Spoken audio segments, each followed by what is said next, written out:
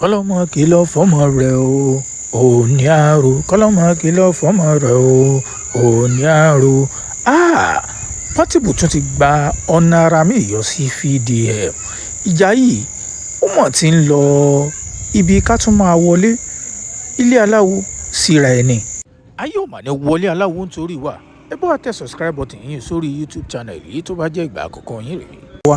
Ṣùgbọ́n o Portable ní èmi ò ní bá yọ ẹ̀sẹ̀ ọ̀dọ̀ babaláwo lèmi ò gbọ́ ẹjọ́ ẹ lọ.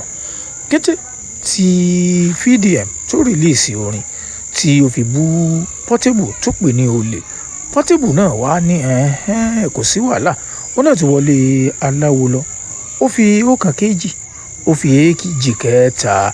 Àwọn ènìyàn tí wọ́n ń sọ nínú comment section pé Portable eléyìí ti pọ̀ jù, owó ńlá tó wá gbé lọ́wọ́ nítorí Very the Dark Man. Kí ló dé? Kí la gbé? Kí lẹ̀ jù? Ẹ̀yin olólùfẹ́ tó bá jẹ́ ìgbà àkọ́kọ́ tẹ̀yin wò náà, ẹ jọ̀ọ́ ẹ bá tẹ subscribe button. Ikú aya, ikú ọmọ, ikú ọkọ, ìkankan bẹ́ẹ̀ kò mà ní wọlé tọ̀ wá.